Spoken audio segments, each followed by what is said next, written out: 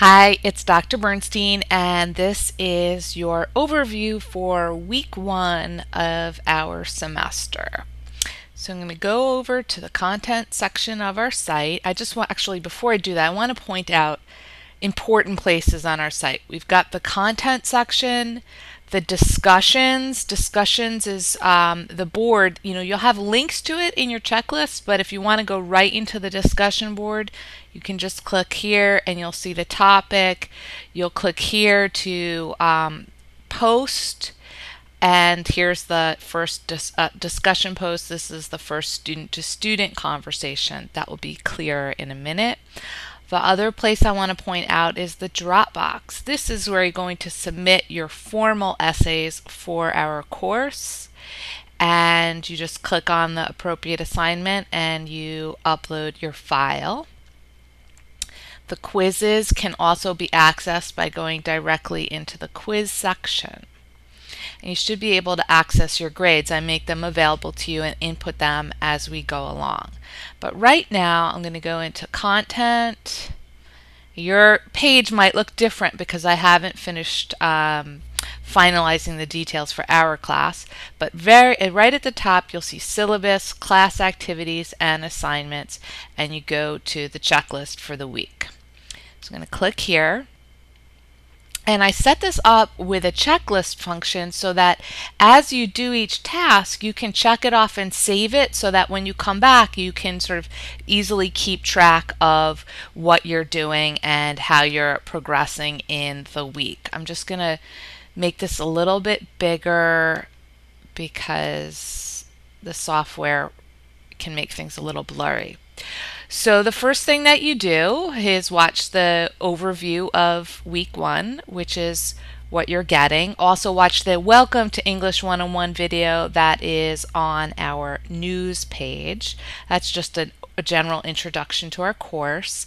Then I want you to watch Important Policies. It's a video, it's 10 minutes. I am talking you through some of the important policies for online courses. That way you don't have to spend your time reading the whole document. It's a little bit more interesting that way.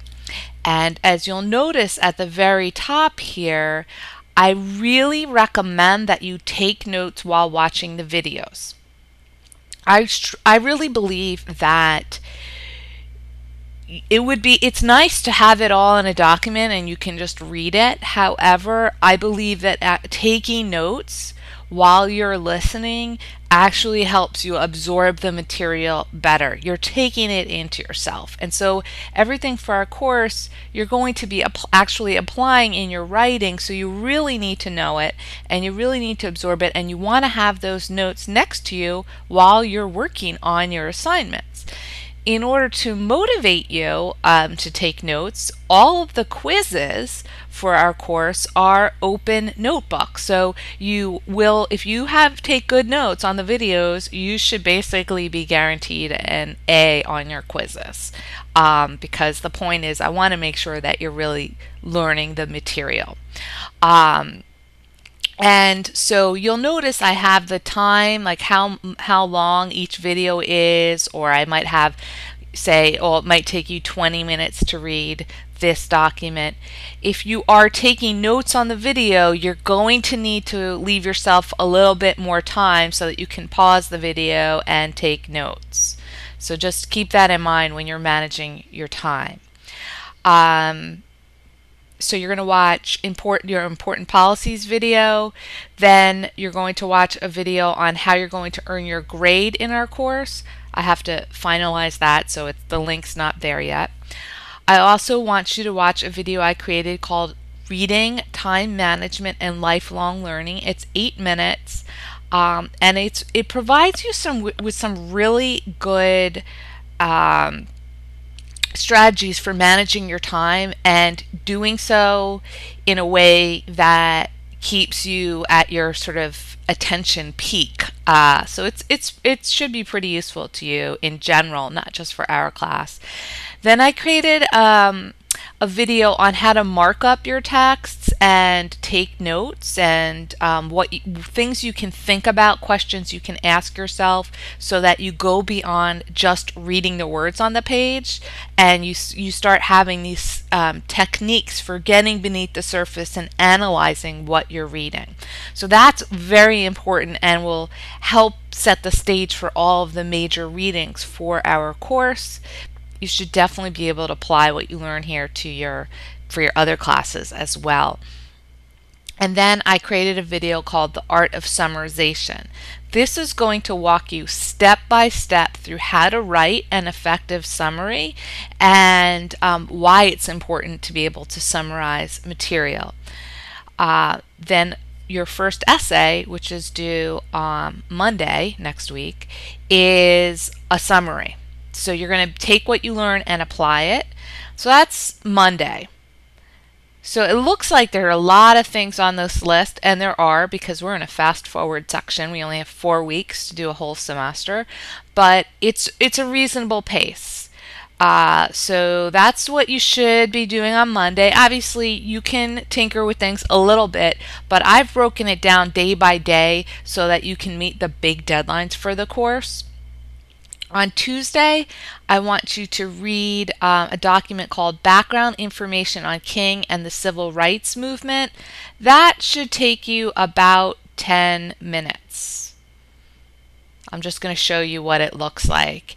It will help give you some background information that will help make some of the next readings make more sense to you. So it's not that long. I would just want to emphasize that. Then after you read that, I want you to print and read Statement by Alabama Clergymen. This should take you about 30 minutes. And as I've said before, you don't have to purchase a textbook for our course, but you are required to print out your readings. This should be very cost effective. They're not a ton of pages to print. But I want you to print them out because you need to mark up your text. Marking up your text and annotating them and jotting down your observations, that is actually part of the writing process. Trust me. We'll talk more about this later on.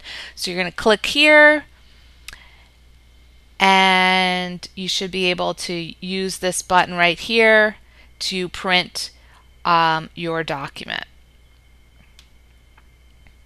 That should work for you. I'm going to go back.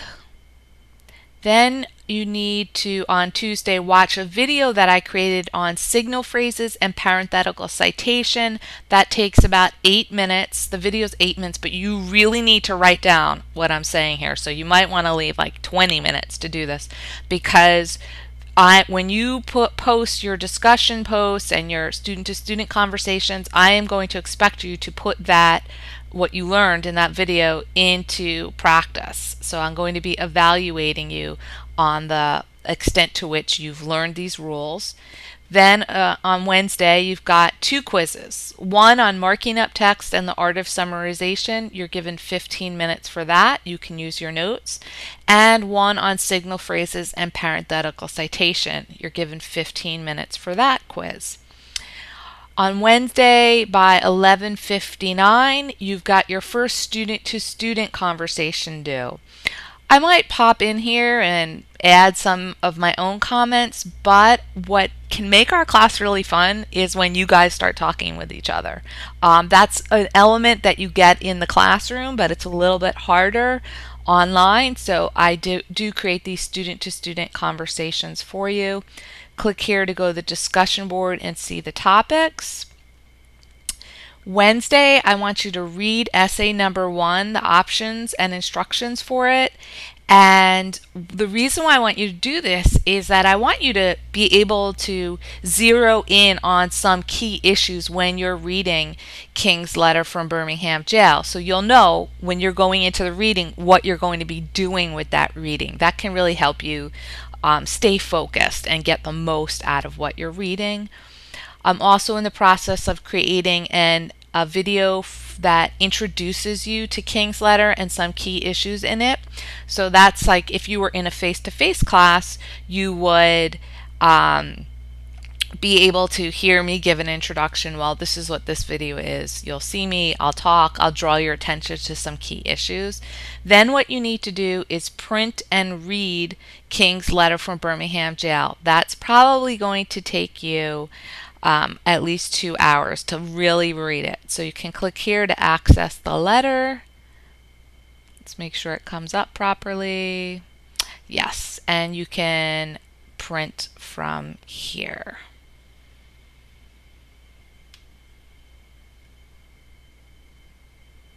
Going to go back if D2L lets me. On Thursday, I'm going to, by then I will have a video on how to shorten quotes and use long ones in your papers, because that might come up for you in your writing. And then by 11:59 p.m. you need to respond to one person's contribution to the student-to-student conversation.